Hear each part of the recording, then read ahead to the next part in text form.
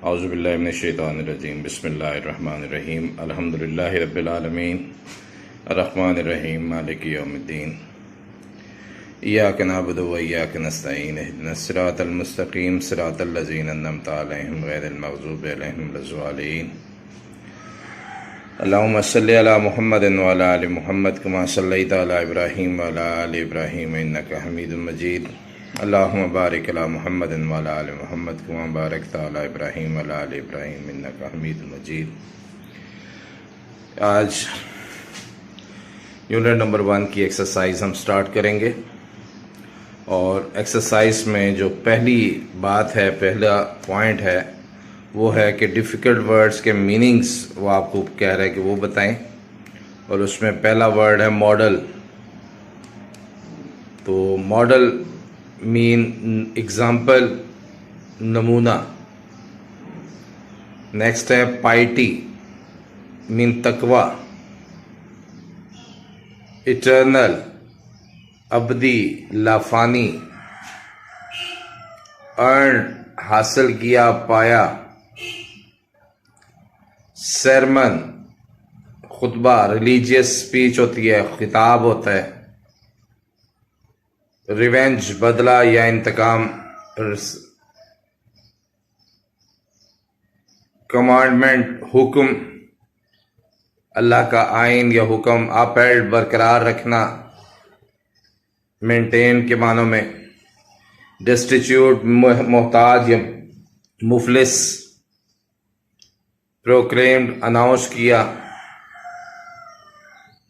ये ट्रांसेंड्स मावरा, सबसे आला, बेहतरीन, सुपर।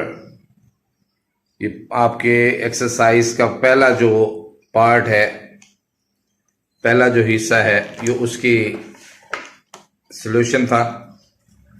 नेक्स्ट इसके बाद है जी आपके पास एमसीक्यूज हैं।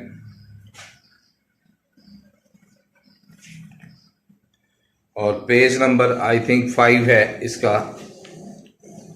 इसमें जो आपको ऑप्शंस दिए जा रहे हैं, मैं सेंटेंस पूरा नहीं लिख रहा, जस्ट वर्ड पढ़ रहा हूं। पहला वर्ड है इक्विटेबल। उसके आंसर में आएगा ए फेयर। उसके बाद है एंसेस्टर। इसका करेक्ट आंसर है फोरफादर, आबा व अजदाद। फो बी ऑप्शन है। एनेमी। फर्म सी ऑप्शन है। परसिस्टेंट। ग्लोरियस बी ऑप्शन है। स्प्लेंडेड। ये आपकी एक्सरसाइज के फर्स्ट 2 पार्ट्स पेज नंबर 5 पे ये मैंने इसका सॉल्यूशन बताया। नेक्स्ट देखिए 6 पे आपके पास और जो है रीडिंग कॉम्प्रीहेंशंस की बात कर रहे हैं। इसमें कहते हैं in paragraph number 1 dash details of the रसूल सल्लल्लाहु अलैहि वसल्लम कैरेक्टरिस्टिक्स आर गिवन। जनरल है, स्पेसिफिक है या क्रोनोलॉजिकल है।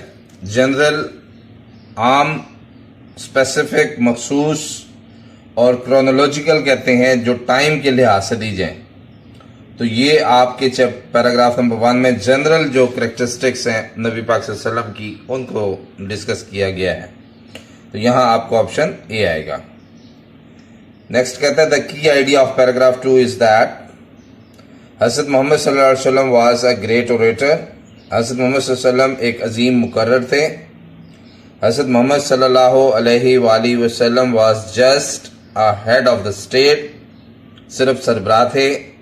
हज़रत मोहम्मद सल्लल्लाहु अलैहि वसल्लम was just and fair before his नबूवत, इवन बिफोर हिज नबूवत। तो ये आपका ऑप्शन होगा। नंबर 3 में आपको बता रहा है examples given in paragraph 3 and 4 show this that हज़रत मोहम्मद सल्लल्लाहु अलैहि वसल्लम was just head of the state. हज़रत मोहम्मद सल्लल्लाहु अलैहि वसल्लम वाज अ सिंपल मैन। हज़रत मोहम्मद सल्लल्लाहु अलैहि वसल्लम was fair in his dealings. तो यहाँ पे इन हिज डीलिंग्स वाला ऑप्शन जो है ना, दैट इज करेक्ट।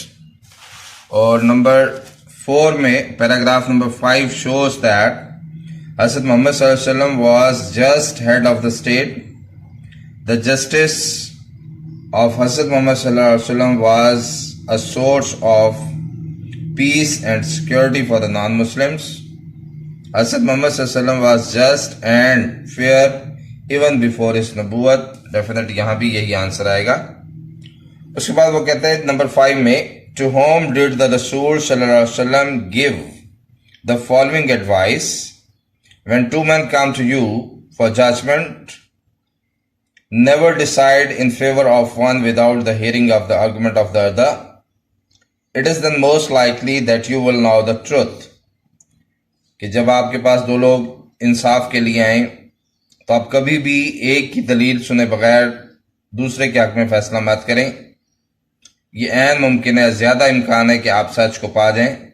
तो कहते हैं ये बात आप सल्लम ने किसको वो कही? हजरत अली को, हजरत अबू बकर सिद्दीक को, या हजरत उमर फारूक को? तो ये हजरत अली रजी अल्लाह ताला अन्हु को आप सल्लल्लाहु अलैहि वसल्लम ने ये फरमाया था. उसके बाद आपके क्वेश्चन आंसर्स हैं.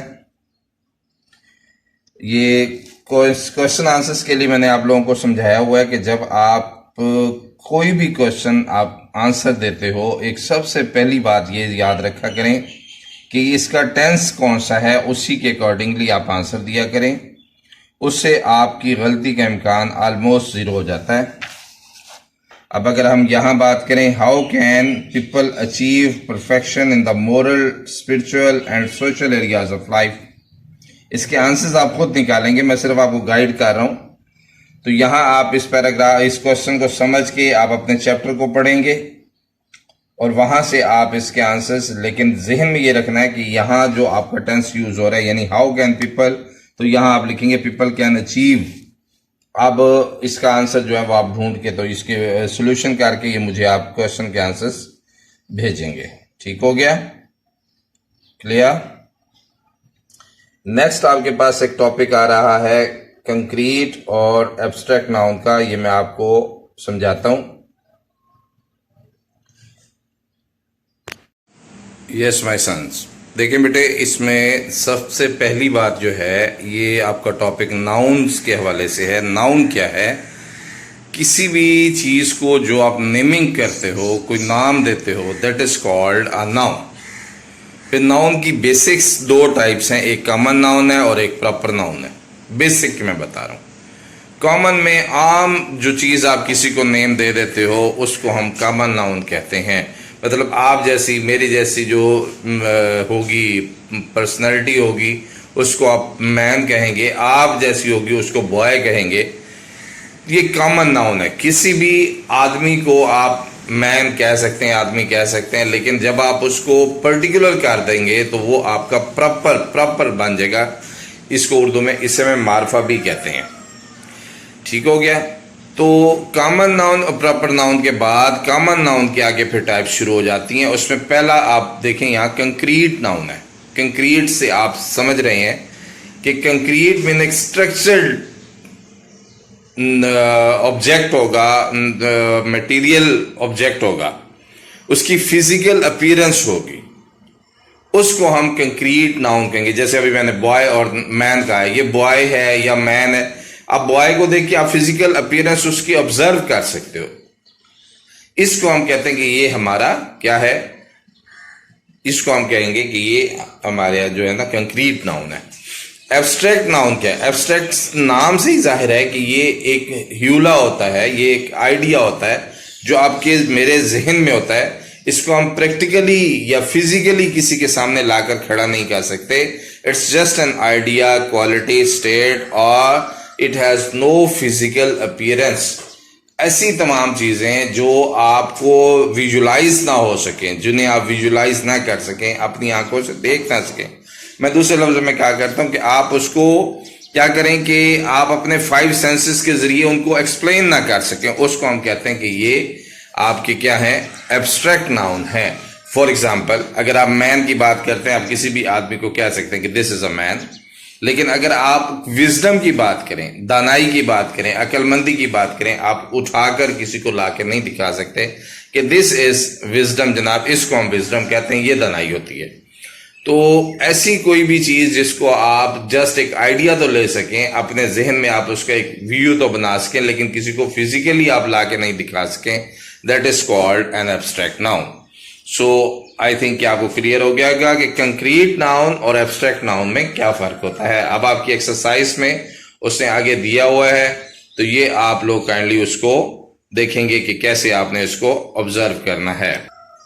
देखिए, फर्स्ट वन है, she puts much effort into her studies as she wants to score good marks. Underline words effort है और स्टडीज है। आप देखें कि एफर्ट क्या फिजिकल अपीयरेंस रखती है, क्या आप इसको फिजिकली देख सकते हैं, स्टडीज को आप देख सकते हैं, डेफिनेट ये दोनों आपके एब्स्ट्रैक्ट नाउन हैं। नेक्स्ट पेज पे आइए, पेज नंबर 9 पे।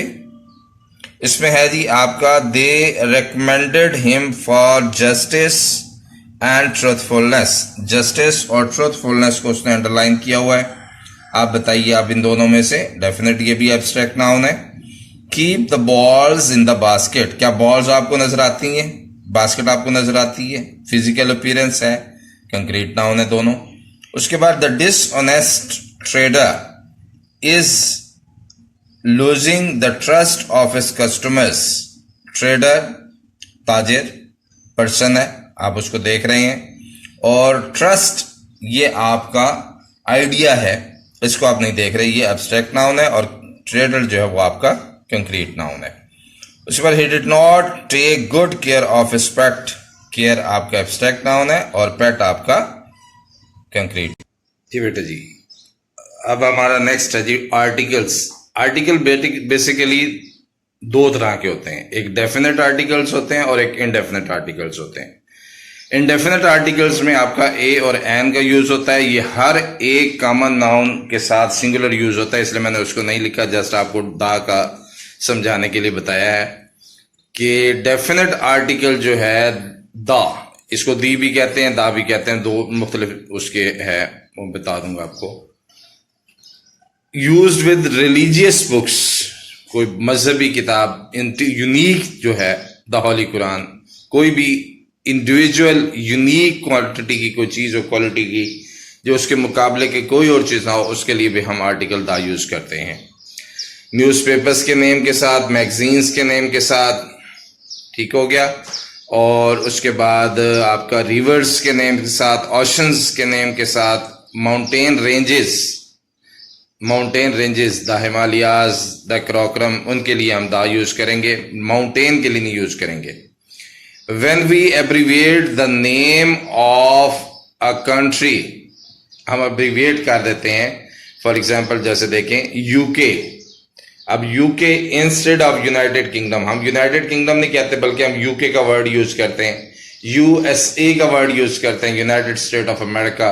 तो यूनाइटेड स्टेट ऑफ अमेरिका के साथ तो आप दा यूज नहीं करेंगे, लेकिन यूएसए के साथ आप दा यूज करेंगे, ठीक हो गया। और इसी तरह से जब आप किसी भी कॉमन नाउन को या मटेरियल नाउन, वैसे मटेरियल नाउन कोई भी होगा, उसके साथ आर्टिकल कोई यूज नहीं होता, खा वो आपका डेफिनेट हो या इनडेफिनेट हो।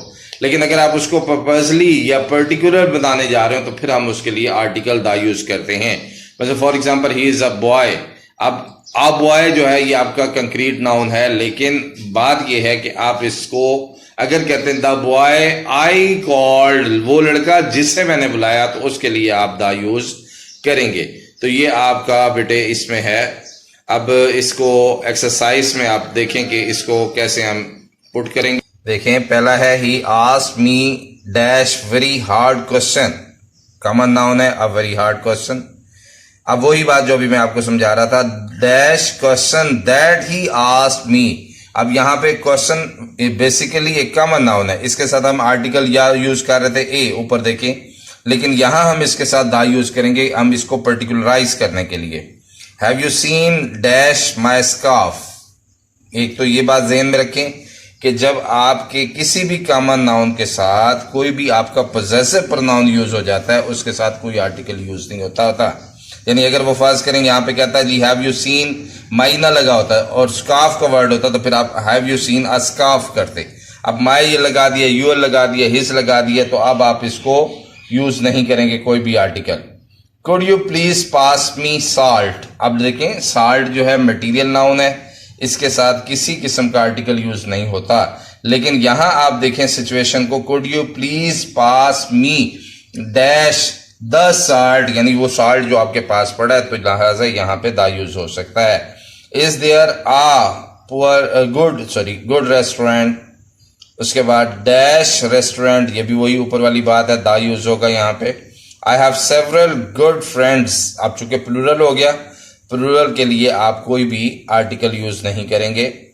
उसके बाद वो जो टाइप है कि United America, state of America की बात मैंने समझाई थी, ये यूएई यूनाइटेड अरब एमिरेट्स पूरा नाम है, उसको सिंप्लीफाई करके यूएई कह रहे हैं, तो ये आपका क्या हो गया, द आर्टिकल यूज होगा। उसके बाद I will see you in a week, यहाँ पे भी वही बात है। आई एम ऑन वेकेशन, यहाँ भी कोई आर्टिकल यूज नहीं होगा।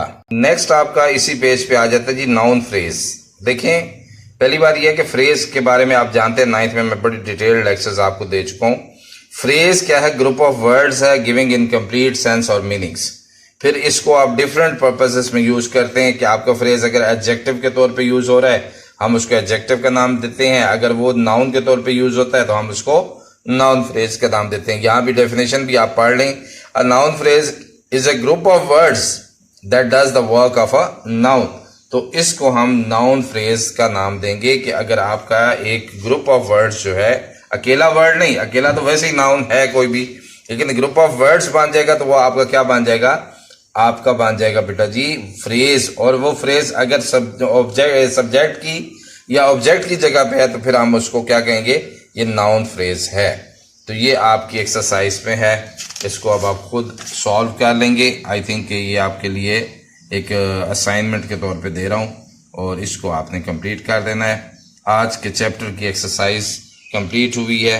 मजीद कोई चीज़ आपके क्वेश्चन में हो तो यू में आस्क। ये नीचे पास्ट, कंटिन्यूस और इंडेफिनिट है, ये भी आपके अपने करने का है। ये करके मुझे आप दो चीज़ें मैं आपके जिम्मे लगा रहा हूँ, 3। एक आपने क्वेश्चन आंसर्स एक्सरसाइज के वो करके मुझे भेजने हैं, और एक आपने ये जो नाउन फ्रेज है इसको अंडरलाइन करना है, और एक आपने जो टेंस है इसको आपने सॉल्व करना है। तो ये आप मुझे भिजवाएंगे। नेक्स्ट इंशाल्लाह हम चैप्टर नंबर 2 जो है वो उसके बाद स्टार्ट करेंगे। Thank you very much. Allah हाफिज़, फ़ी अमानिल्लाह।